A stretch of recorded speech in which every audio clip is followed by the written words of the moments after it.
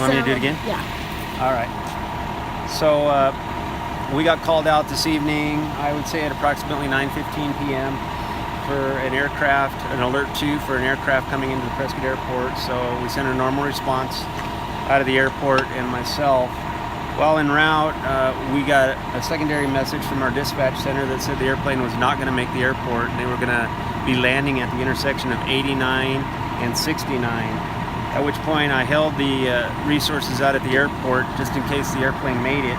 Dispatched 2 additional engines from downtown to tie in with me at the corner of 89 and 69 along with the police department so we could shut down the highway. While that was being played out, we got a 3rd report from our dispatch center that we actually had an aircraft down on Iron Springs Road, and we all diverted back over here to Iron Springs Road. Upon arriving on scene, we found an aircraft on its top. No fire, no flames or anything like that. The 3 occupants of the aircraft had self-extricated themselves, and we found them in a parking lot adjacent. They were all walking, nobody truly injured. We believe one of the patients was complaining of a little bit of pain, so we transported him to YRMC in an ambulance. The other 2 patients were assessed.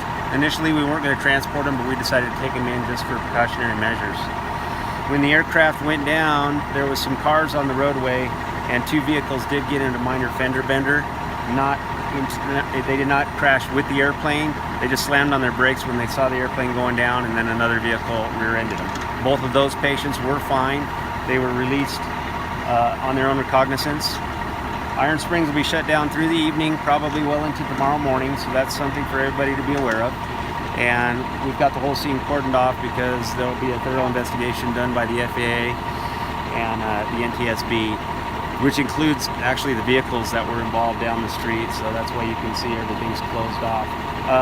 No injuries reported to any firefighters or anything like that. The firefighters secured the aircraft, shut down the electrical, shut down the fuel system, put a little foam down in case we had any vapors, and thankfully everything turned out okay, but it was a pretty dynamic evening.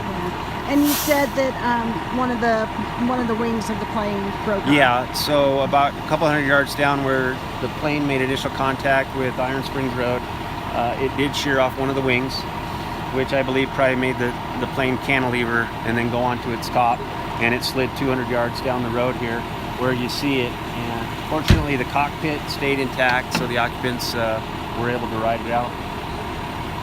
So thank you so much. You bet, Lynn. You folks have a lot of experience flying, and what are your first impressions when you see this accident? Excellent outcome. Yes, absolutely. And we were told that there was an engine failure, and likely from fuel exhaustion is what I've been told, and as evidenced by the propeller, it wasn't spinning when the aircraft hit the ground, so that's consistent with what we were told. And the pilot and the passenger walked away, and like Tom said, it's a good outcome. Very good outcome. You get seconds to make your best decision, and you got to play the hand that you're dealt at that moment. And they made a quick decision, and it turned out great. It looks ugly. That's a beautiful outcome. Yeah. Everyone walked out. Yeah, I agree. Tremendous. Tremendous. And you were saying that there's an old adage. The old adage is any landing you walk away from is a good landing, and there is an extreme example of that adage. Okay, thanks. So well done. Yes, sure. I'm Let me know if Robin there's something to Sabata, see the there, airport Tom. director.